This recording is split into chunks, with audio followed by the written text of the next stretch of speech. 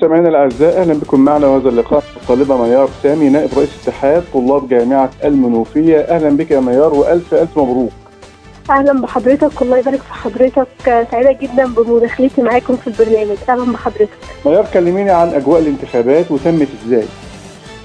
اولا انا بعرف نفسي بس للساده المشاهدين والمستمعين. انا ميار سامي ربيع، فرقه رابعه كليه تربيه نوعيه، نائب رئيس اتحاد طلاب جامعه المنوفيه، وبيشرفني ان انا اكون اول بنت تتولى هذا المنصب في الصرح العظيم بتاع جامعه المنوفيه.